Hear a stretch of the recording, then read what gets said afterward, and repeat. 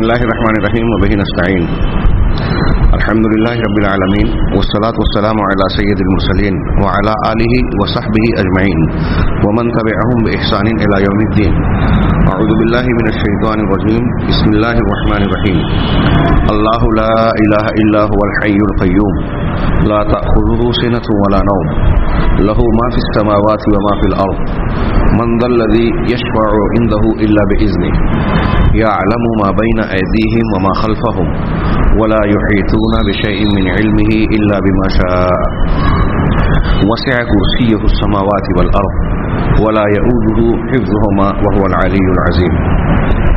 سامعین کرام، ہمارا درس اللہ تبارک و تعالیٰ کی صفت علم سے کی بابت جاری ہے.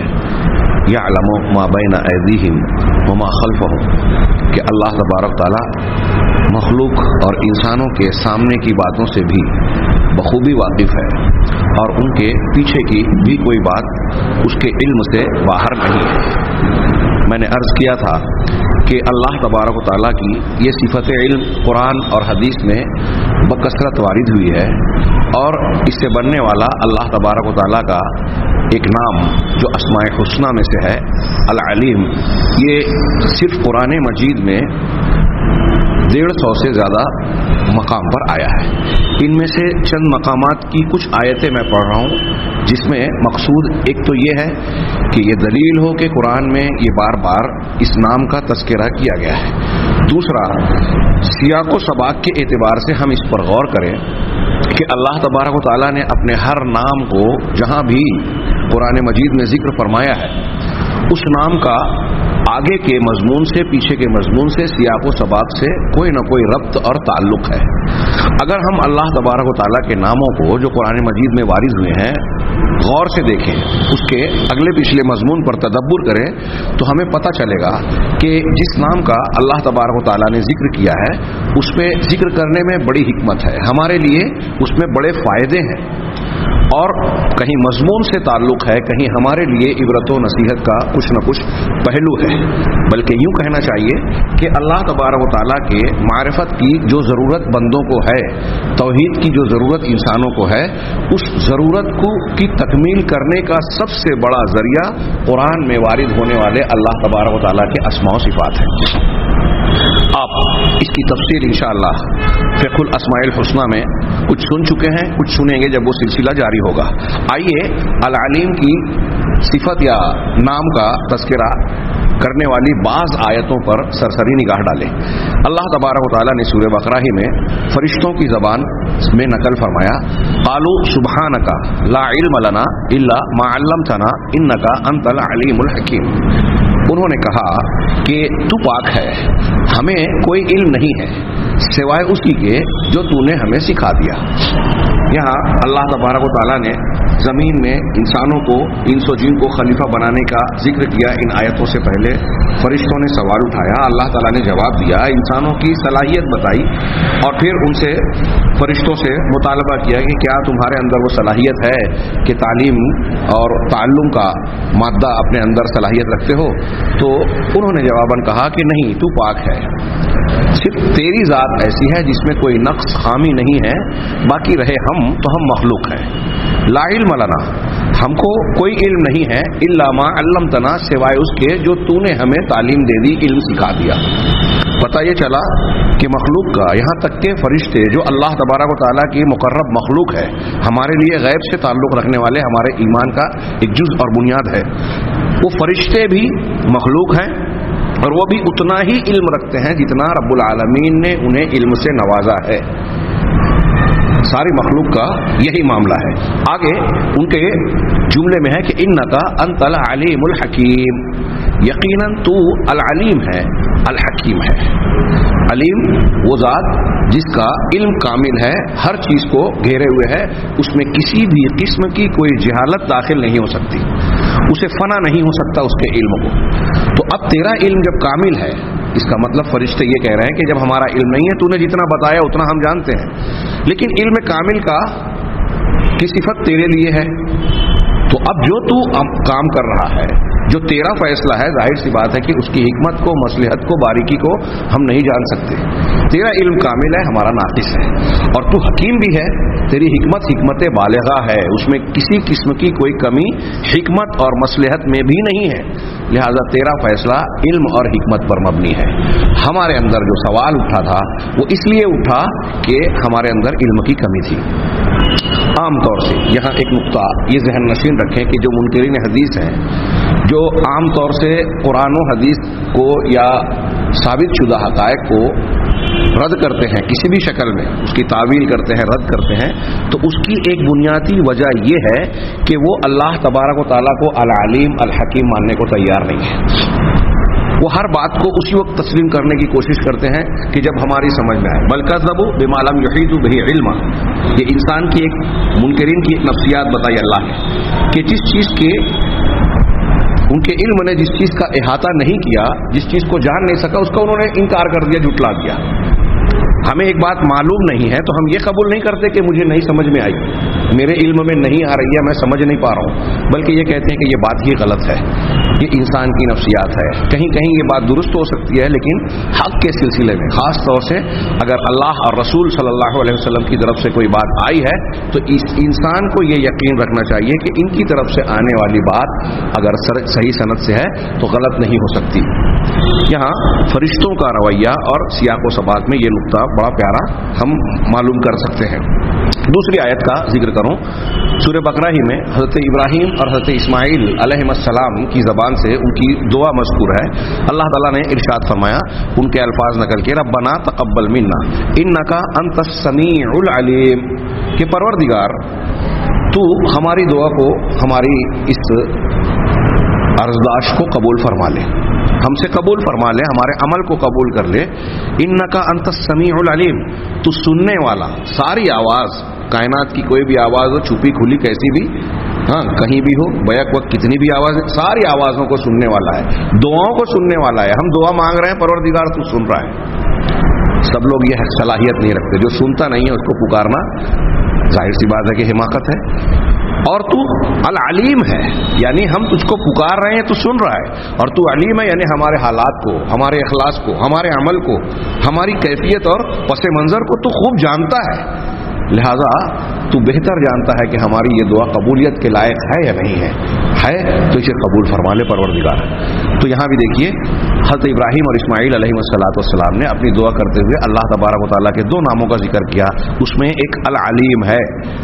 ہاں اسی طریقے سے اللہ تبارک و تعالیٰ کا ایک ارشاد ہے کہ یخلق ما یشاء وهو العلیم القدیر. اللہ کی ذات وہ ہے جو چاہتی ہے پیدا کرتی ہے، جو چاہتی ہے پیدا کرتی ہے. کیوں، کیسے؟ یعنی اللہ کی جو مشیت ہے اپنی مشیت کے مطابق اسے انجام دیتا ہے. جو اللہ کی مشیت کے موافق ہوتا ہے اللہ اسے انجام دیتا ہے، وہی چیز ہوتی ہے. ما شاء اللہ کان وما لم یشاء لم یکن. جو اللہ نے چاہا وہی ہوا، جو نہیں چاہا نہیں ہوا. تو اب اللہ جو چاہتا ہے پیدا کر لیتا ہے. آپ اور ہم جو چاہیں کر سکتے ہیں کیا؟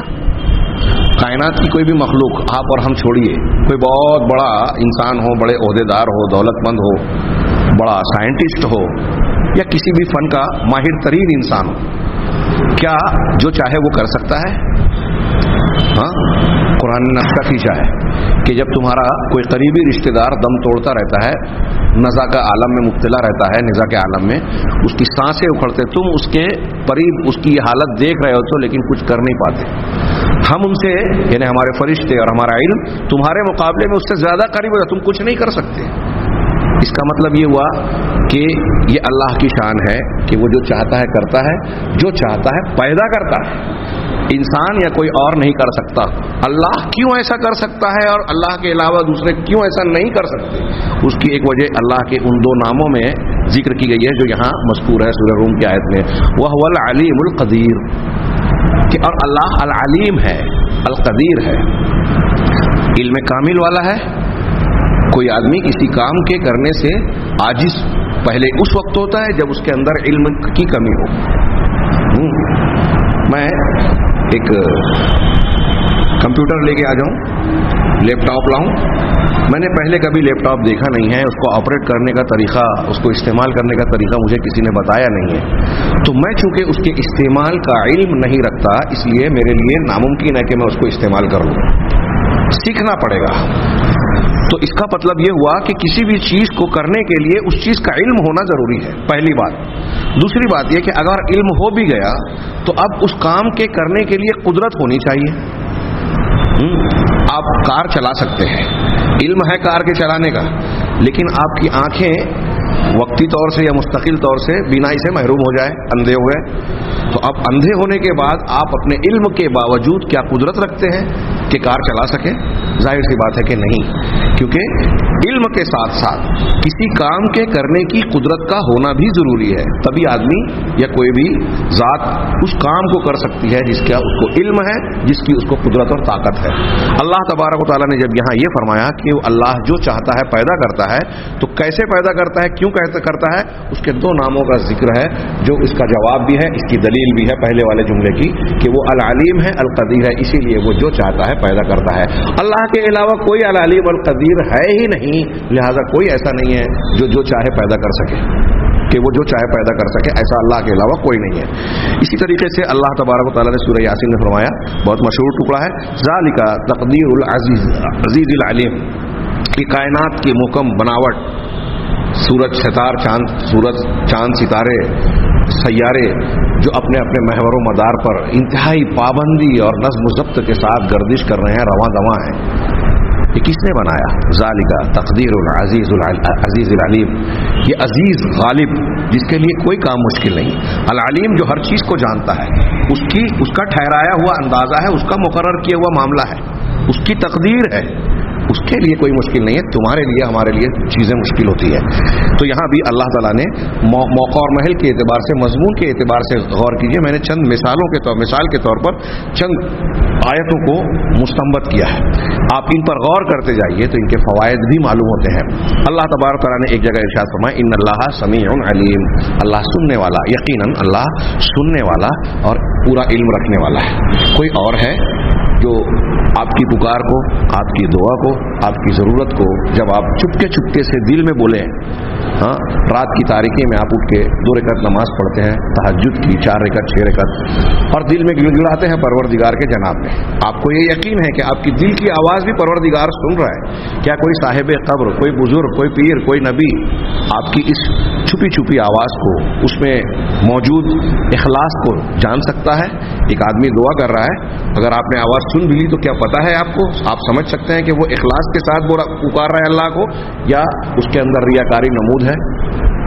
اللہ تبارک و تعالیٰ سننے والا ہے، جاننے والا ہے، یعنی وہ یہ بھی آواز بھی سن رہا ہے اور اس کی حقیقت کو، اس کے جذبے کو، اس کی نیت کو، اس کے سارے معاملات کو بھی جانتا ہے، لہذا وہی اس لائق ہے کہ اس کو پکارا جائے۔ اسی طریقے سے اللہ تبارک و تعالیٰ نے اپنے علم کی کشادگی کو بیان کرتے ہوئے ذکر کیا قرآن کی کئی آیتوں میں، مثال کے طور پہ سورہ انعام میں فرمایا، وسع ربی کل شیء علما افلا تتذکرون،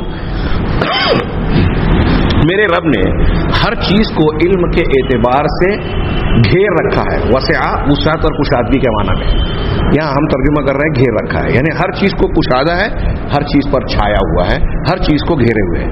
علم کے اعتبار سے اللہ تبارک و تعالیٰ نے ہر چیز کو گھیر رکھا ہے۔ یہاں ان لوگوں کے اعتراض کا بھی جواب ہو رہا ہے جو یہ سمجھتے ہیں کہ اللہ تبارک و تعالیٰ ہر جگہ بالذات ہے، ان کا یہ عقیدہ قرآن، حدیث، صحابہ، تابعین، طب تابعین اور تمام اہل سنت والجماعت کے متفقہ عقیدے کے خلاف، اہل بدعت کے موافق ہے، غیر مسلموں اور ہندوؤں کے موافق ہے، جو یہ کہتے ہیں کہ اللہ تعالیٰ بالذات ہر جگہ ہے، لوگوں میں حلول کرتا ہے یا وحدت الوجود کا عقیدہ مانتے ہیں۔ نہیں، اللہ تبارک و تعالیٰ کا علم سب چیزوں کو گھیرے ہوئے ہے، اور آگے ہم العلی العظیم جو آیت الکرسی کی آخری ٹکڑا ہے اس میں علو کی بحث پڑھیں گے تو وہاں یہ بتائیں گے کہ اللہ تعالیٰ بالذات عرش پر مستوی ہے۔ تو اللہ نے ہر چیز کو گھیر رکھا ہے، کیا تم سمجھتے نہیں ہو، نصیحت نہیں پکڑتے؟ اب جب ہر چیز کو اللہ نے علم کے اعتبار سے گھیر رکھا ہے تو یہ شان کسی اور کی نہیں ہے۔ جب کسی اور کی نہیں ہے تو ڈرنا، خیال رکھنا، مراقبہ رکھنا، تقوی اور ڈر اختیار کرنا دل میں کس سے ہونا چاہیے؟ جو جانتا ہے۔ جو نہیں جانتا اس سے ڈرنا کیا؟ یہ انسان کی نفسیات بھی ہے۔ کہ गुनाह से उस वक्त तक रुका रहता है जब तक पहचानने वाली निगाहों से के सामने होता है। जहां पहचानने वाली निगाहों से छुपता है आदमी फौरन गुनाहों पर जरी हो जाता है। ऐसा देखने में आता है। इसीलिए लोग कहते हैं कि तन्हाई में, सफर में, रिश्तेदारों से हटकर जब किसी आदमी को खलवत में और गुनाह का मौका मिलता है, उस वक्त उस इंसान का असली किरदार और उसका बातिन जाहिर होता है, असलियत सामने आती है, असली चेहरा बेनकाब होता है। अब अगर अल्लाह तबारक व तआला के ताल्लुक से इंसान के ज़हन और दिमाग में ये रचा बसा हो कि वो हर चीज़ को उसका इल्म घेरे हुए है, तो उसका बातिन भी, अपना बातिन भी बंदा वैसा ही बनाना चाहेगा जैसा जाहिर होगा। कि मैं अगर जाहिर में अच्छा हूँ तो मेरा बातिन भी बेहतर होना चाहिए, क्योंकि मैं अंदर से भी अल्लाह से छुपा हुआ नहीं रह सकता। इसी तरह अल्लाह तबारक व तआला फरमाया रब्बना वसिअत कुल्ल शैइन रहमतन व इल्मा, कि परवरदिगार तूने हर चीज़ को रहमत, मेहरबानी और इल्म के एतबार से घेर रखा है। गालिबन ये सूरह गाफिर की, सूरह मोमिन की आयत है, ये फरिश्तों की ज़बानी है गालिबन, कि वो कह रहे हैं कि तूने हर चीज़ को अपनी रहमत और मेहरबानी के जरिए से घेर रखा है। और इल्म के एतबार से अल्लाह की रहमत हर एक को अपने दामन में समेटे हुए है, इसी तरह अल्लाह के इल्म के दायरे में सब कुछ चिमटा हुआ है। यहाँ एक नुक्ता बताऊँ, एक लंबी बहस में अल्लामा इब्न क़य्यिम और दूसरे उलमा ने बड़ी प्यारी एक बात ये भी कही, जो लोग अल्लाह की सिफत इल्म का इनकार करते हैं, जैसे मुतज़िला है, रवाफिज़ हैं, क़दरिया हैं, इसी तरह फ़लासिफ़ा में इब्न सीना और ये जो बड़े बड़े फ़लासफ़ा जिनका हम डॉक्टर और ततीब के एतबार से नाम लेते हैं ना, फ़ाराबी, इब्न सीना, अरस्तु तो खैर यूनानी था, ये इस्लामी दौर के ये फ़लासिफ़ा, ये भी अल्लाह तबारक व तआला की सिफत इल्म का किसी न किसी शक्ल में इनकार या तावील करते हैं। तो इनके जवाबात अहले इल्म ने मुख्तलिफ तरीके पे दी और कहा कि जो इनकार करता है वो सरीह आयतों, हदीसों, अक्ल, नक्ल सबका इनकार करता है। एक चीज़ और भी उन्होंने बड़ी प्यारी बयान की कि कई एतबार से अल्लाह तबारक व तआला की सिफत इल्म इन अल्फाज के अलावा से भी साबित हो रही है। मिसाल के तौर पे हम ये कहते हैं कि अल्लाह अर्रहमान अर्रहीम है, अर्रऊफ अर्रहीम है, अल्लाह रहमत करने वाला है। अब अल्लाह ताला रहमत का बर्ताव करता है, किसके साथ करता है अल्लाह ताला रहमत का बर्ताव? इसके साथ रहमत व मेहरबानी का मामला करता है। इसी तरह अल्लाह शदीदुल इक़ाब है, सख्त सज़ा देने वाला। किसको सज़ा देता है? ऐसे ही दे देता है बगैर जाने, गुस्से में आया तो सज़ा दे दिया, खुश हुआ तो इनाम दे दिया। ऐसा दुनिया के बादशाहों या इंसानों के, जज्बाती इंसानों की तरह अल्लाह का मामला है, नहीं। अल्लाह ताला उसे इनाम से नवाजता है जो इनाम का मुस्तहिक है, उसको अपनी रहमत में जगह देता है जो रहमत का हकदार है। अजाब का में गिरफ्तार उनको करता है जो अजाब के हकदार और मुस्तहिक है। अब अजाब का हकदार कौन है, रहमत का मुस्तहिक कौन है, ये कैसे पता तय होगा? ये इल्म की बुनियाद पर तय होगा। इसका मतलब ये कि अगर हम ये कह रहे हैं कि अल्लाह तबारक व तआला किसी को हिदायत दे रहा है, किसी को गुमराही के रास्ते पर छोड़ रहा है, किसी के साथ रहमत का बर्ताव कर रहा है, किसी के साथ अजाब और कहर का बर्ताव कर रहा है, ये सिफात भी इस बात का तकाजा करती हैं कि अल्लाह ताला के पास इल्म हो। इल्म नहीं होगा तो जाहिर सी बात है कि आप जिसके साथ अच्छा सुलूक करना चाहिए उसके साथ बुरा कर रहे हैं, जिसके साथ बुरा सुलूक कर रहे हैं। अगर आप माँ बाप का हक अदा करना चाहते हैं तो उसके लिए पहली शर्त यह है ना कि माँ बाप को आप पहचाने, जाने। अब यूरोप के बहुत सारे ऐसे आजकल औलाद पाई जाती है जिनको पता ही नहीं है कि मेरे अब्बा कौन है, मेरे वालिद कौन है। तो जब उसको वालिद का इल्म ही नहीं है तो बाप का हक किसे अदा करेगा? तो हक अदा करने के लिए पहले जरूरी है कि इल्म हो। तो अल्लाह तबारक व तआला का बंदों से जो भी मामला कुरान और हदीस में और अल्लाह के ऐसे नाम और सिफात का जहां भी तज़किरा है जिसका ताल्लुक मखलूक से अल्लाह के मामले का है, वहां उन तमाम मकामात पर अल्लाह तबारक व तआला के इल्म का इस्बात भी होता है दूसरी सिफात के साथ। ये बड़ा प्यारा नुक्ता अल्लामा इब्न क़य्यिम रहमहुल्लाह और दूसरे लोगों ने बयान किया। इसी तरह अल्लाह तबारक व तआला ने अपने इल्म का इहाता भी बयान किया कि हर चीज़ को घेरे हुए है। जो हम आयत पढ़ रहे हैं और आगे का हिस्सा सूरह आयतुल कुर्सी में जो है वला युहीतून बिशैइन मिन इल्मिही इल्ला बिमा शाअ, उससे भी साबित होता है। और कुरान में कई मकामात पे है इन्नल्लाह बिमा यअमलून मुहीत, अल्लाह तमाम लोगों के, जो लोग इंसान जो भी अमल कर रहे हैं उन सब को घेरे हुए है। मेरे भाइयों, यहाँ मैंने अभी तमहीद में कहा था कि अल्लाह ताला ने अपनी सिफत इल्म और अपने अलीम होने का जो तज़किरा कुरान की आयतों में किया है, उनके सियाक़ व सबाक़ पर गौर करें। उसमें हमारे लिए जगह जगह अलग अलग अंदाज से इबरत, नसीहत, दर्स, तरबियत का पहलू है। अल्लामा शनक़ीती रहमहुल्लाह तफ़सीर अज़वाउल बयान में एक जगह लिखते हैं कि अल्लाह तबारक व तआला के औसाफ और सिफ़ात में से सबसे बड़ी वो सिफत जो इंसान के लिए सबसे ज़्यादा डांटने डपटने वाली है, सबसे ज़्यादा उसको झिझोड़ने वाली है, اس کو سدھارنے والی ہے، وہ اللہ تبارک و تعالیٰ کی صفت علم ہے۔ بڑی پیاری بات کہی ہے علامہ شنقیطی نے، بغور سنیے کہ انسان کو جھنجھوڑنے والی، اس کو گناہ سے روکنے کے لیے بالکل کھڑکھڑا دینے والی جو اللہ کی صفت ہے وہ علم ہے۔ کیسے؟ اور انہوں نے یہ بیان کیا کہ قرآن کی آپ کوئی صفحہ مشکل سے ایسے پائیں گے جہاں کسی نہ کسی شکل میں اللہ کی صفت علم کا یا اس سے متعلقہ اللہ کے ناموں کا ذکر نہ ہو۔ چنانچہ وہ آگے کہتے ہیں کہ اس کی مثال ایسی لیجیے، یہ ہم فوائد میں پڑھیں گے لیکن یہاں تذکرہ کر دوں کیونکہ آگے جو آیتیں 2-3 پیش کرنے والا ہوں اس کا اس مضمون سے بڑا گہرا تعلق ہے کہ اگر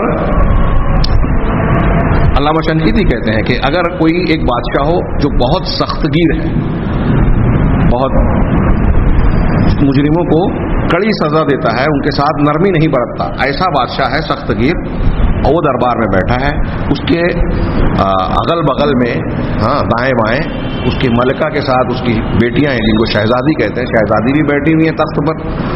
اب سامنے کوئی شخص رعایا میں سے کوئی آدمی حاضر ہو، اسے پتا ہے کہ بادشاہ جو ہے بہت سخت ہے، بہت غصور ہے، اور کسی مجرم کو پکڑ لیتا ہے تو بہت سخت سزا دیتا ہے، اور ساتھ ہی بادشاہ بہت غیرت مند ہے، اگر اس کی بیوی یا بیٹی پر کوئی معمولی سی نگاہ بھی ڈال دے تو وہ چھوڑتا نہیں ہے، اسے فوراً سخت سزا کے حوالے کرتا ہے۔ ایسا جاننے کے بعد کیا وہ دربار میں آنے والا عام آدمی کیا بادشاہ کے سامنے کھڑا ہو کر اس کی ملکہ یا اس کی بیٹی یعنی شہزادی پر بری نظر ڈالے گا، ان کے ساتھ کوئی بدتمیزی کرے گا، ان کے شان میں کوئی گستاخانہ جملہ کہنے کی جرأت و جسارت کرے گا؟ بادشاہ دیکھ رہا ہے، بادشاہ بات کر رہا ہے، اس کے سامنے ہوتے ہوئے کیا اس کی غیرت کو للکارے گا کوئی شخص؟ ناممکن بات ہے نا۔ تو ایسے ہی علامہ شنقیطی کہتے ہیں کہ جب بندہ یہ جانے گا کہ اللہ تبارک و تعالیٰ علیم و خبیر ہے، ظاہر و باطن کو، چھپے کھلے کو، سب چیزوں کو جانتا ہے، اور اللہ غیرت مند بھی ہے، اللہ تبارک و تعالیٰ کسی مجرم کو پکڑتا ہے تو سخت سزا بھی دیتا ہے۔ اب ایسا سب کچھ جاننے کے بعد اگر ایک بندے کو یہ یقین ہو کہ آپ کسی بھی جگہ پر ہوں، بند سے بند کمرے میں، کتنے بھی اندھیرے میں، کسی چٹان کے اندر ہی کیوں نہ ہو، کسی 100 دروازوں کے اندر، حضرت لقمان علیہ السلام کی وصیت یاد کیجیے، یا بنیا انہا ان تک مثقال حبۃ من خردل فتکن فی صخرۃ یأتی بها اللہ، کہ اے بیٹے اگر کوئی ایک دانے کے برابر بھی کوئی چیز ہو، عمل ہو، اچھائی ہو، برائی ہو، فتکن فی صخرۃ، کسی چٹان کے پہاڑی کے اندر کیوں نہ ہو، صخرہ پہاڑ چٹان کو کہتے ہیں، کسی چٹان کے پتھر کے اندر اگر کوئی ایک باریک سے باریک یا دانے برابر کوئی چیز ہو، یاتی بہ اللہ، اللہ اسے لے آئے گا، اللہ اسے لے آئے گا، لانے پر بھی قدرت ہے، اور لائے گا کیوں؟ اس لیے کہ وہ علم رکھتا ہے۔ تو یہ تربیت کا حضرت لقمان علیہ السلام نے اپنے بیٹے کو جو تربیتی چیزیں بتائیں، آپ اور ہم اچھی طرح سن لیں، میں درمیان میں بتا رہا ہوں، یہ فوائد میں بتانے والی گفتگو تھی کہ اپنے بچوں کی جب تربیت کریں، سکھائیں، تو ابتدا توحید سے کرنی چاہیے، اور بار بار مختلف موقعوں پر ہمیں یہ بتانا چاہیے بچوں کو کہ اللہ ہمیں دیکھ رہا ہے، اگر ہم غلط کام کریں گے تو اللہ پکڑے گا، عذاب دے گا، قبر میں بھی، آخرت میں بھی، اور اس کا عذاب بڑا دردناک، بڑا خوفناک اور اذیتناک ہے۔ یہ بچوں کے ذہن و دماغ میں ڈالنا چاہیے، ڈرانا چاہیے تو اللہ سے ڈرانا چاہیے، اس کے عذاب سے ڈرانا چاہیے، بھوت پریت فلاں اور فلاں سے نہیں، کسی مخلوق سے نہیں۔ تربیت کے لیے بہت اہم چیز ہے، اور اللہ تبارک و تعالیٰ نے قرآن مجید میں ان آیتوں کو اور ایسی بہت سارے مقامات پر یہ چیزیں بیان کر کے ہماری اور آپ کی تربیت کی ہے، ہمیں سدھارنے کے لیے مواد فراہم کیا ہے کہ یہ مضامین اگر ہمارے ذہن و دماغ میں رچ بس جائیں تو ایک انسان برا انسان نہیں رہ سکتا۔ بڑی پیاری بات ہے۔ علامہ شنقیطی ہی نے، علامہ ابن رجب نے ایک واقعہ نقل کیا ہے جس کو دو طریقے سے شیخ عبدالرزاق نے ذکر کیا اپنی کتاب میں، دو الگ الگ مقام پر۔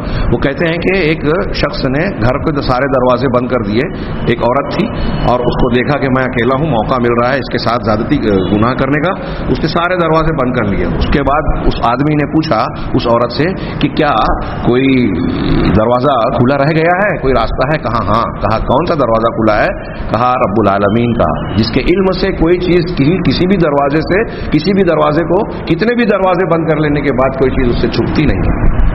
یہی واقعہ دوسرے انداز میں یا دوسرا واقعہ ہو، علامہ ابن رجب نے ذکر کیا کہ ایک چٹیل میدان میں ایک مرد نے ایک عورت کو اکسایا گناہ کے لیے، اس نے انکار کیا، مومنہ خاتون تھی، تو مرد نے کہا کہ आओ موقع ہے, ہاں ہمیں ان کواکب یعنی ستاروں کے علاوہ کوئی اور دیکھنے والا نہیں ہے. تو اس عورت نے جو مومنہ تھی, اللہ تبارک و تعالیٰ کی صفت علم پر ایمان رکھتی تھی, اس نے جواب دیا فَأَيْنَ مُكَوْكِبُهَا, تم کہہ رہے ہو کہ صرف ستارے دیکھ رہے ہیں, ان ستاروں کو بنانے والا, پیدا کرنے والا وہ کہاں گیا, کیا وہ نہیں دیکھ رہا ہے؟ اور اس کو ذکر کرنے کے بعد وہ آدمی بھی گناہ سے باز آ گیا. اور یہ بھی پتہ یہ چلا کہ اگر اللہ تبارک و تعالیٰ کی صفت علم انسان کے ذہن و دماغ میں رچی بسی ہو تو اس صفت کی وجہ سے اللہ کا ڈر اور تقوی بھی پیدا ہوگا, اللہ تبارک و تعالیٰ کے حکم پر عمل اور اس کی نافرمانی سے بچنے کا مادہ بھی پیدا ہوگا. آئیے چند آیتوں کو دیکھیے, اور میں ایسا چاہوں گا کہ ان آیتوں کا ترجمہ بغور سماعت فرمائیں. اللہ تعالیٰ نے ارشاد فرمایا سورہ ابراہیم میں, ربنا انک تعلم ما نخفی وما نعلن, کہ پروردگار, اے ہمارے پروردگار, تو جانتا ہے جو ہم چھپاتے ہیں اور جس کا اعلان کرتے ہیں, یعنی جو مخفی رکھتے ہیں, ہاں راز اور پوشیدہ یا دل میں رکھ رہے ہیں, اور جس کا اعلان یعنی جو کھل کر سامنے لوگوں کے کرتے ہیں. وما یخفی علی اللہ من شیء فی الارض ولا فی السماء, اور اللہ آگے فرما رہا ہے کہ اللہ تبارک و تعالیٰ پر زمین میں اور نہ ہی آسمان میں کوئی بھی چیز, من شیء نکرہ ہے, کوئی بھی چیز کتنی بھی باریک چھوٹی ہو, کتنے بھی اندھیرے میں ہو, مادی شکل میں ہو, مانوی شکل میں ہو, جسم ہو کہ روح ہو, لفظ ہو کہ معنی ہو, ہاں سب کوئی بھی چیز اللہ تبارک و تعالیٰ سے مخفی اور چھپی ہوئی نہیں ہے. یہ سورہ ابراہیم کی آیت ہے. دوسری آیت اللہ تعالیٰ ارشاد فرماتا ہے یعلم خائنۃ الاعین وما تخفی الصدور, سورہ مومن یعنی جس کو سورہ غافر کہتے ہیں اس کی آیت ہے کہ اللہ تبارک و تعالیٰ آنکھوں کی خیانتوں کو بھی جانتا ہے. آپ بہت سے کام سیٹ کے سامنے, والد صاحب کے سامنے, بچے, نوجوان, ٹیچر کے سامنے, طلبہ ایسے اشارے میں کرتے ہیں کہ ٹیچر کو پتہ ہی نہیں چلا اور ہم نے بیوقوف بنا لیا, خوش بھی ہوتے ہیں.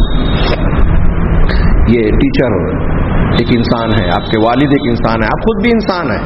آپ جیسے اپنے بڑوں کے سامنے آنکھوں کے اشاروں میں کچھ گناہ کر لیتے ہیں, آپ کے سامنے آپ کے بچے اور طلبہ کریں گے. ہاں تو دنیا میں آدمی اس طرح سے بچ لیتا ہے, ہاں, اور سمجھتا ہے کہ میں نے چالاکی کا مظاہرہ کیا. ہر وقت کا فرعون لوگوں پر ظلم کرتا ہے, گناہ کا ارتکاب کرتا ہے, اپنے اقتدار, اپنی حاصل شدہ نعمتوں کا غلط استعمال کرتا ہے اور سمجھتا ہے کہ میرا انجام برا نہیں ہوگا, میں بہت چالاک ہوں. جب تک اللہ ڈھیل دیتا ہے, ہر گنہگار سمجھتا ہے کہ میں گناہ کرنے میں بڑا چالاک طاق ہوں, فرعون ڈوبا میں نہیں ڈوبوں گا, وہ گنہگار پکڑا گیا, وہ بدنام ہوا, میں پکڑا نہیں جاؤں گا, میں بدنام نہیں ہوں گا. آج ہمارے گرد و پیش میں دیکھیے اس طرح کا, ہم خود بھی اس طرح کے خناس میں مبتلا رہتے ہیں کہ ارے میں نے فلاں گناہ کیا لیکن پکڑا نہیں گیا. اللہ تبارک و تعالیٰ کی یہ سنت ہے کہ ڈھیل دیتا ہے. پہلی مرتبہ کسی کے گناہ کرنے پر اللہ تعالیٰ رسوا نہیں کر دیتا, گرفتار نہیں کر دیتا, عام طور سے ڈھیل دیتا ہے. یہ اللہ کی سنت ہے. تو اللہ کی شان ایسی ہے کہ وہ نگاہوں کی خیانت کو, اگر آپ آنکھ سے خیانت کر رہے ہیں تو اللہ تعالیٰ سے نہیں بچ سکتے. وما تخفی الصدور, اور آپ کے سینوں میں جو کچھ چھپا ہوا ہے, بھید آپ نے چھپا رکھا ہے, وہ بھی اللہ جانتا ہے. آپ لوگوں سے چھپا کر یہ سمجھتے ہیں کہ میں نے چالاکی کی, دنیا میں میں نے اپنے آپ کو بچا لیا, گناہ کرنے کے باوجود مجھے انعام مل رہا ہے, میں نے مسجد توڑ دی, میں نے لوگوں کو قتل کروا دیا, میں نے فساد کروا لیا, ہماری پارٹی نے ایسا کرا لیا, ہماری تنظیم نے کرا لیا, بم دھماکہ کرا لیا, اور دوسروں کو جو ہے بے گناہ لوگوں کو اس میں پھنسا دیا, ہم بچ گئے. یہ آپ غور کیجئے واقعات پر جو ہمارے یہاں ہو رہے ہیں, غیر مسلموں کی طرف سے, خود مسلمانوں کی طرف سے. ہاں ہمارے یہاں ایک طاقتور آدمی کمزور کو, ایک چالاک آدمی سیدھے سادھے اور بھولے بھالے انسان کو بیوقوف بناتا ہے اور سمجھتا ہے کہ میں بچ گیا, لیکن وہ بھول گیا اس آیت کو اور اس کے ہم معنی آیتوں کو کہ اللہ کی ذات آپ کو ہمیشہ آپ کی نگرانی کر رہی ہے اور اس سے کوئی چیز بھی چھپی ہوئی نہیں ہے, یہاں تک کہ آپ کی آنکھوں کی خیانتیں اور اشارے بھی, آپ کے دل کے چھپے ہوئے بھید بھی.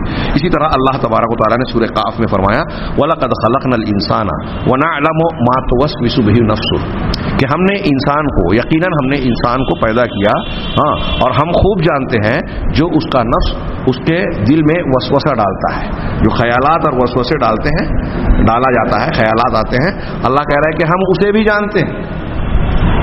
کتنی قریب ہے اللہ. اللہ نے آگے فرمایا وَنَحْنُ أَقْرَبُ إِلَيْهِ مِنْ حَبْلِ الْوَرِيدِ, ہم انسان کے رگے جاں سے بھی زیادہ, ورید سے بھی زیادہ قریب ہے.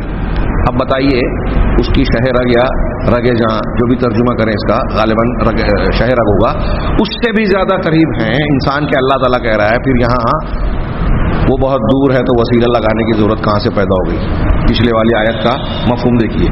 اور اللہ تبارک و تعالیٰ کے یہاں ایک اور عقیدے کی طرف اشارہ کر دوں جو ہمارے ارد گرد میں اہل تصوف نے غلط عقیدہ پھیلا رکھا ہے کہ اللہ کے جب قریب ہونے کا معنی ہوتا ہے تو وہ اسے بیان کرتے ہیں کہ اللہ ذات کے ساتھ قریب ہے. جی نہیں، اس آیت میں، سورہ حدید کی آیت میں، سورہ طٰہٰ کی آیت میں اور ایسے 20 مقامات پر آیتوں کے سیاق و سباق سے یہ بات واضح ہوتی ہے کہ جب اللہ تعالیٰ قریب ہونے کا ذکر کر رہا ہے تو اپنے علم احاطہ کے ذریعے سے تمام انسانوں، تمام مخلوق کے قریب عمومی علم کے ساتھ ہے، اور اپنے خاص بندوں کے ساتھ کے قریب خصوصی قربت ہے، وہ اس کی رحمت، اس کی نگرانی، اس کی مدد اور تائید کے ساتھ ہے. جیسے اللہ کے رسول نے کہا تھا نا، لا تحزن ان اللہ معنا، غار میں اپنے ساتھی ابوبکر صدیق سے کہ ڈرو نہیں، اللہ ہمارے ساتھ ہے. تو اللہ تبارک و تعالیٰ علم کے اعتبار سے تو ان کافروں کے ساتھ بھی تھا جو اللہ کے رسول صلی اللہ علیہ وسلم ابوبکر صدیق کو ڈھونڈتے آئے تھے، ان کے بھی ساتھ تھا اللہ، رسول اللہ صلی اللہ علیہ وسلم کے ساتھ بھی تھا. دونوں میں فرق کیا تھا؟ ان کے پاس ان کے ساتھ علم اور احاطے کے طور پر تھا، اور اللہ کے رسول صلی اللہ علیہ وسلم ابوبکر صدیق کے ساتھ علم اور احاطے سے بڑھ کر ساتھ میں اللہ کی تائید، رحمت، نصرت اور مدد بھی تھی. یہ خصوصی قربت، خصوصی معیت ہو گئی. تو اللہ تبارک و تعالیٰ نے فرمایا کہ ہم نے انسان کو پیدا کیا اور اس کے دل کی کھٹک اور وسوسوں کو بھی جانتے ہیں. یہ اللہ کا علم. دیکھیے ہمارے دل میں جو خیالات آتے ہیں، جو وسوسے آتے ہیں، پروردگار سے وہ بھی مخفی نہیں ہے. اسی طرح حضرت اللہ تعالیٰ کا ایک ارشاد ہے، وَاعْلَمُوا أَنَّ اللَّهَ يَعْلَمُ مَا فِي أَنفُسِكُمْ فَاحْذَرُوهُ، اور اچھی طرح اس بات کو جان لو، یہ اپنے علم میں رکھ لو، یعنی علم حاصل کرو اس بات کا. کس بات کا؟ کہ ان اللہ یعلم ما فی انفسکم، کہ اللہ تمہارے نفسوں کے اندر، تمہارے دل کے اندر، تمہارے اندر میں کیا ہے اس کو بخوبی جانتا ہے. تمہارے دل کی باتوں کو جب جانتا ہے، دل کے بھید کو جانتا ہے، فاحذروہ، تو اللہ ہی سے ڈرو. یہ سورہ بقرہ میں ہے. احکامات بیان کرنے کے بعد کہ تم کہیں چالاکی کر رہے ہو، طلاق، نکاح اور یہ سب احکامات کے درمیان میں غالباً یہ آیت بیان کی کہ اگر تم کوئی چالاکی کر رہے ہو، چال بازی کر رہے ہو، تو یہ اچھی طرح جان لو کہ تمہارے دل میں کیا چھپا ہوا ہے، تم کیا منصوبہ بنائے ہوئے ہو، کیا چالاکی کر رہے ہو. لوگ نہ جان سکے، لیکن اللہ تمہارے نفسوں کی بات کو جانتا ہے، تمہارے دل کی باتوں کو جانتا ہے. لہٰذا اس سے ڈرو، اس سے بچو. لوگوں سے ڈر کے کیا فائدہ، اللہ سے ڈرو. اسی طرح اللہ نے فرمایا، اولا یعلمون ان اللہ یعلم ما یسرون وما یعلنون، کیا وہ اس بات سے واقف نہیں ہیں، اس بات کو نہیں جانتے کہ اللہ تبارک و تعالیٰ اس بات کو بھی جانتا ہے جو وہ چھپاتے ہیں، جس کو راز بناتے ہیں، اور اس بات کو بھی جانتا ہے جو کھلے عام کرتے ہیں، جس کا اعلان کرتے ہیں. یہ آیتیں، اس معنی کی آیتیں جو میں نے بطور نمونہ کچھ آیتیں آپ حضرات کے سامنے پیش کی، ان کے معنی اور مفہوم پر غور کیجئے.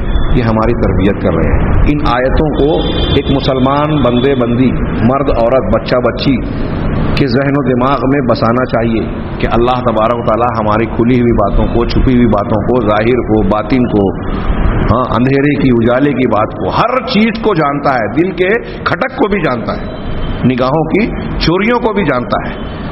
یہ انسان کی تربیت کرنے والا عقیدہ ہے. اللہ تبارک و تعالیٰ کی اس صفت کا صحیح علم رکھنا. اللہ تبارک و تعالیٰ عالم الغیب و شہادہ ہے، علام الغیوب ہے، اور یہ بات اس سے پہلے گزر چکی کہ اللہ تبارک و تعالیٰ ہی اکیلا مخصوص ہے جس کے پاس غیب کی کنجیاں ہیں. غیب کی کنجیاں اللہ کے علاوہ کسی کے پاس نہیں. جب کنجیاں صرف اللہ کے پاس ہے تو غیب کا خزانہ، کنجی کے اندر کا خزانہ کسی اور کے پاس ہو، اس بات کا سوال ہی پیدا نہیں ہوتا. میں نے قرآن کی آیت اور حدیث اس سے پہلے پیش کی ہے. یہ اس کے بعد جو ہے ایک روایت میں، حدیثوں میں بھی اللہ تبارک و تعالیٰ کا نام العلیم اور صفت علم بہت کثرت سے آئی ہے. یہاں صرف ایک حدیث پیش کروں. حضرت عثمان بن حنیف رضی اللہ تعالیٰ عنہ کی مشہور حدیث ہے. وہ کہتے ہیں، حضرت عثمان بن عفان رضی اللہ تعالیٰ عنہ کی حدیث، وہ کہتے ہیں کہ میں نے رسول اللہ صلی اللہ علیہ وسلم کو فرماتے ہوئے سنا کہ من قال حین یمسی، جو شام کے وقت، جب شام ہو جائے عصر کے بعد، یہ کہے بسم اللہ الذی لا یضر مع اسمہ شیء فی الارض ولا فی السماء وهو السمیع العلیم. میں اللہ کے نام سے شروع کر رہا ہوں، یہ رات کا آغاز کر رہا ہوں، جس کے نام کے ساتھ کوئی چیز نقصان نہیں پہنچا سکتی، نہ زمین میں اور نہ آسمان میں. اس کے نام کے ساتھ آسمان اور زمین میں کوئی بھی چیز نقصان نہیں پہنچا سکتی، वहुव समीउल अलीम, और वो सुनने वाला जानने वाला है, समी है और अल अलीम है। ये अल अलीम का नाम मैं सिर्फ यही एक दुआ को बतौर नमूना पेश कर रहा हूँ कि हदीसों में भी इसका बकसरत तज़किरा आया है। ये एक मिसाल। अब यहाँ भी माना और मफ़हूम के साथ उसका ताल्लुक़ है। अल्लाह के रसूल ने फरमाया जो शख्स शाम के वक्त 3 मरतबा ये कलिमात कहेगा तो सुबह होने तक कोई अचानक बला उसको अपने लपेट में नहीं ले सकेगी। इसी तरीके से अगर सुबह के वक्त कोई शख्स ये 3 मरतबा ये कलिमात कहेगा तो शाम होने तक कोई बला अचानक उसको अपने गिरफ्त में नहीं ले सकेगी, कोई ऐसी मुसीबत नहीं आएगी। तो ये एक हदीस की मैंने मिसाल बयान की। अल्लाह तबारक व तआला के नाम अल अलीम की थोड़ी सी तशरीह मज़ीद करके बात को हम समेटते हैं कि इस नाम की तशरीह करते हुए अल्लामा शेख सादी हाफिज रहमहुल्लाह, तफसीर सादी में नहीं, एक दूसरी किताब उनकी एक किताब है, क्या नाम है, अल हक़्क़ुल वाज़िह अल मुबीन, उसमें वो बयान करते हैं कि अल अलीम अल मुहीत इल्मुहु बिकुल्लि शै, अल्लाह की ज़ात अल अलीम है। तो अल्लाह की ज़ात अलीम है, इसका माना क्या कि हर चीज़ को उसका इल्म घेरे हुए है। अब ये हर चीज़ क्या है, मैं शेख सादी की इन अल्फाज को बयान करने के लिए मैंने ये उनकी इबारत नकल की। वो कहते हैं कि वाजिबात हो, मुमतनिआत हो या मुमकिनात हो। जाहिर सी बात है कि ये इस्तिलाही चीज़ें बहुत से लोगों की समझ में नहीं आएगी, आगे वजाहत कर रहा हूँ। वाजिबात कम से मुराद हम अपने अल्फाज में कहें कि वो चीज़ जिसका इल्म लाजमी है, जो बगैर जाने उसको चारा ही नहीं है, वो चीज़ उसका वजूद भी लाजिम है, वो ना हो ऐसा हो ही नहीं सकता, वाजिब है, फ़र्ज है उसका होना, उसका मौजूद होना लाजमी है। और मुमतने वो जो नामुमकिन है, जो मौजूद ही नहीं है, और मुमकिन वो जो हो भी सकती है और नहीं भी हो सकती है। अल्लाह तबारक व तआला की ज़ात का होना वाजिब है। मखलूक कहीं ना कहीं से शुरू हुई, अल्लाह कहीं से शुरू नहीं हुआ, हमेशा से है। अगर उसकी कहीं से शुरुआत होती मानते तो ये मानते कि वो भी मखलूक है, उसको फिर मखलूक है तो कोई और पैदा करने वाला है। अगर उसको हम मखलूक मान ले तो उसका पैदा करने वाला कोई। तो एक ज़ात पे जाके मामला ऐसा रुकेगा जहां ये मानना पड़ेगा कि उसको किसी ने पैदा नहीं किया, और वो अल्लाह की ज़ात है। अल्लाह की ज़ात को किसी ने पैदा नहीं किया, लम यलिद वलम यूलद, न वो किसी का बेटा न कोई उसका बेटा, वो हमेशा से है। तो अल्लाह तबारक व तआला का होना ये वाजिब है, लाजिम है, ज़रूरी है। उसकी ज़ात, उसके अस्मा व सिफ़ात ये वाजिबात में से है। तो अब इसकी वजाहत देखिए कि वो कहते हैं कि अल्लाह तबारक व तआला अपने नफ्स करीमा को, अपने नफ्स करीम को भी जानता है, और अपने नफ्स करीम की मुक़द्दस सिफ़ात को और अजीम औसाफ को भी जानता है। हाँ, और यही वाजिबात है। अल्लाह ताला की ज़ात है, अल्लाह ताला अपनी ज़ात के बारे में जानता है, अपनी सिफ़ात और खूबियों और कमालात के बारे में जानता है, और अल्लाह का इल्म कामिल है, कोई और नहीं जानता। तो ये वाजिबात से मुताल्लिक अल्लाह की ज़ात और सिफ़ात हैं, अल्लाह उसे जानता है। हाँ, और यही वाजिबात में से है, शेख सादी कह रहे हैं कि यही वाजिबात में से है जिसका मौजूद होना लाजमी है, नामुमकिन है कि ये नामौजूद हो। लाजमी तौर से इसका होना लाजिम है, ये नामौजूद नहीं हो सकती, अल्लाह की ज़ात वाजिबात में से है। इसी तरह अल्लाह तबारक व तआला मुमतनिआत को भी जानता है, हाला इम्तिनाइहा, यानी कोई चीज़ जो जिसका होना नामुमकिन है या जो नहीं हो सकती, उसके ना हो सकने की हालत में भी अल्लाह जानता है कि वो नहीं है, तो भी जानता है। और अगर वो मौजूद हो जाती, अगर वो किसी शक्ल में नामुमकिन चीज़ हो जाती तो कैसी होती, अल्लाह ताला इसे भी जानता है। मैंने कल कुरान की आयत की रोशनी में इसकी मिसाल दी थी कि अल्लाह ताला ने अहले जहन्नम के बारे में कहा कि जब वो कहेंगे कि दुनिया में फिर से भेज दे, तो अल्लाह कहेगा ऐसा हो नहीं सकता, लेकिन फिर भी कहा कि वलौ रुद्दू लआदू लिमा नहू अन्हु, कि अगर उनको दुनिया में फिर से भेज भी दिया जाए तो वही काम फिर से करेंगे जो जिससे उनको मना किया गया था। तो ऐसा होगा नहीं, लेकिन अल्लाह बता रहा है कि अगर होता तो ऐसा होता। ये मुमतनिआत का मुकम्मल इल्म है, और अल्लाह तबारक व तआला इसे जानता है कि जो चीज़ नामुमकिन है या जो चीज़ नहीं हुई है, अगर वो होती तो कैसी होती, उसके ऊपर क्या नताइज मुरतब होते। इसी तरह अल्लाह तबारक व तआला मुमकिनात को भी जानता है। वाजिब के मुकाबले में अल्लाह ताला को कुछ लोग कहते हैं वाजिबुल वजूद, और मखलूक़ात को कहते हैं मुमकिनुल वजूद। हम और आप मुमकिनुल वजूद हैं, हम अभी हैं, कब पैदा हुए آپ کی عمر اگر 20 سال کی ہے، کسی کی 30 سال کی ہے، میری 50 سال 55 سال کی ہے، تو اس سے پہلے ہم نہیں تھے. اللہ چاہتا تو 2000 سال پہلے بھی پیدا کر سکتا تھا. اللہ تبارک و تعالیٰ چاہتا تو ابھی کے 2000 سال بعد بھی پیدا کر سکتا تھا. اللہ چاہتا تو پیدا ہی نہیں کرتا. یعنی ہمارا ہونا بھی ممکن ہے اور نہ ہونا بھی ممکن ہے. یہ اللہ کی مشیت پر ہے. جس کو چاہا وجود دیا، جس کو چاہا وجود نہیں دیا. جس کو جب چاہا وجود دیا، جتنا چاہا وجود دیا. تو جو جتنی بھی مخلوقات ہیں کائنات کے اندر جو موجود ہیں، یہ ہو بھی سکتی تھی.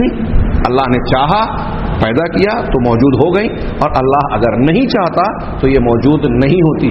یعنی ان کا وجود ممکن ہے، واجب نہیں ہے، ممکن ہے. ہو بھی سکتی ہیں اور نہیں بھی ہو سکتی. تو اب جو ممکنات ہیں اللہ تبارک و تعالیٰ ان کو بھی جانتا ہے کہ کس کا موجود ہونے کی کیا حکمت ہے، کیا تقاضے ہیں، کس کے موجود نہ ہونے کی کیا حکمت ہے، کیا تقاضے ہیں.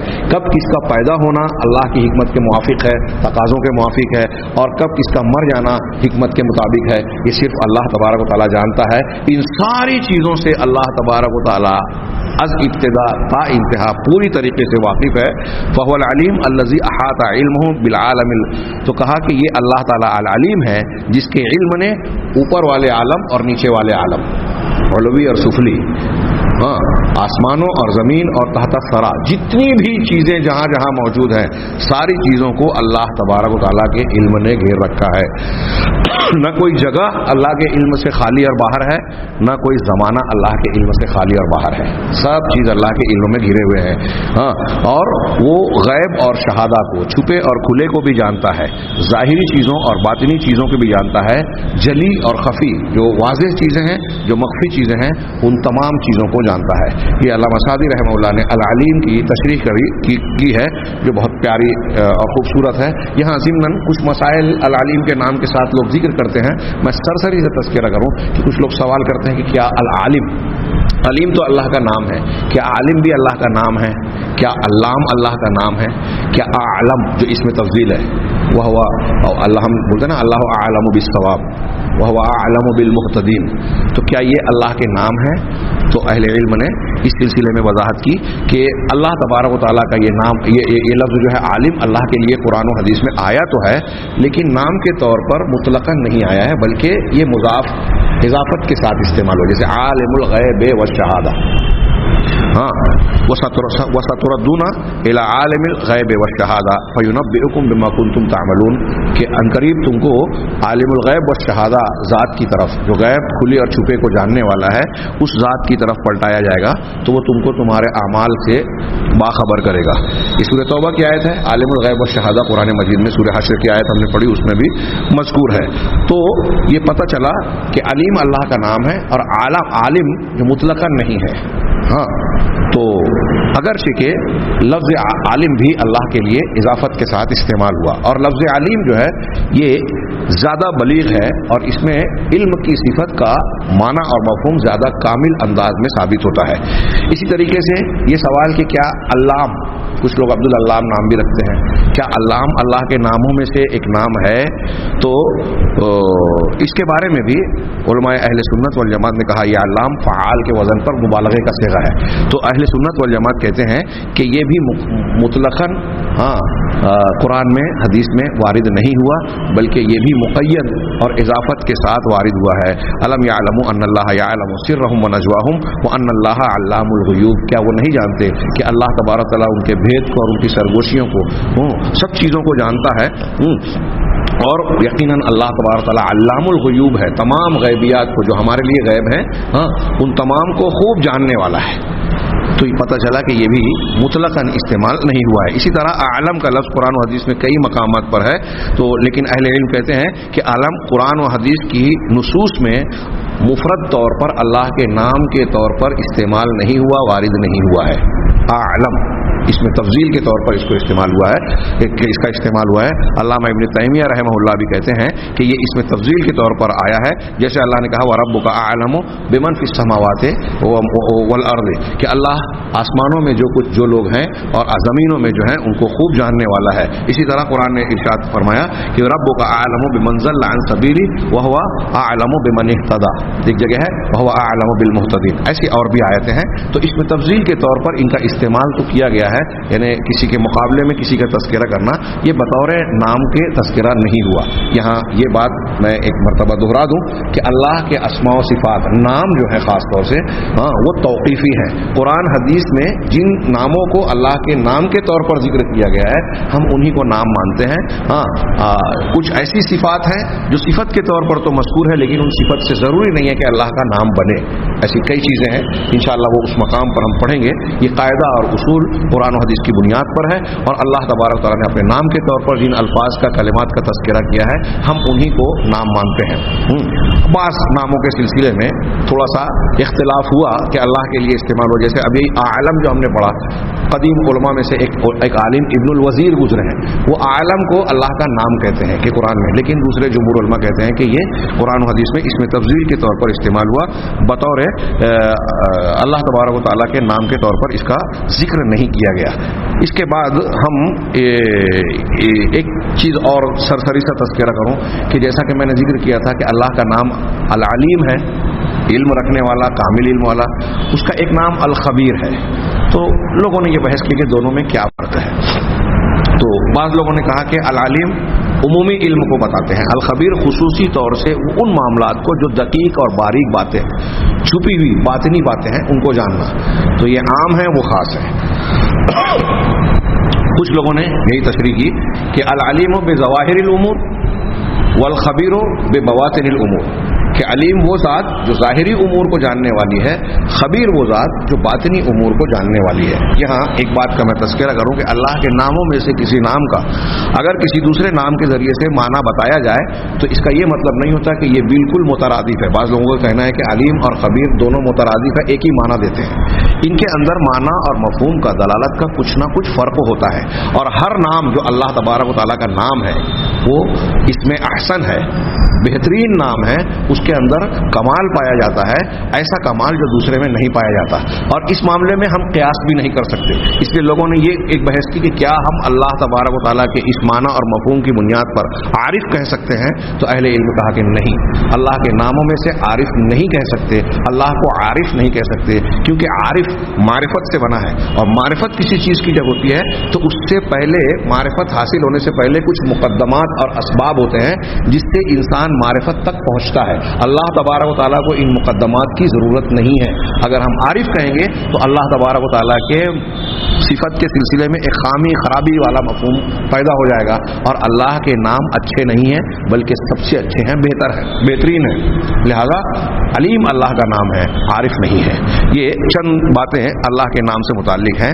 اب اگلا ایک حصہ تھا کہ اللہ تبارک و تعالیٰ کو علیم اور علم کامل والا ماننے سے ہمارے اوپر اس کا کیا اثر پڑتا ہے، اس کا تھوڑا سا میں نے تذکرہ کیا، لیکن میں سمجھتا ہوں کہ اگلا حصہ، اگلی دلیل جو ہم آیت الکرسی میں پڑھیں گے، وَلَا يُحِيطُونَ بِشَيْءٍ مِّنْ عِلْمِهِ إِلَّا بِمَا شَاءَ، اس کے ساتھ ہم اللہ تبارک و تعالیٰ کو علیم اور خبیر ماننے کے فوائد اور اثرات انشاءاللہ اسی کے ساتھ جوڑ کر اگلے درس میں پڑھیں گے۔ اللہ تبارک و تعالیٰ ہمیں خیر کی توفیق عطا فرمائے۔ وآخر دعوانا ان الحمد للہ رب العالمین۔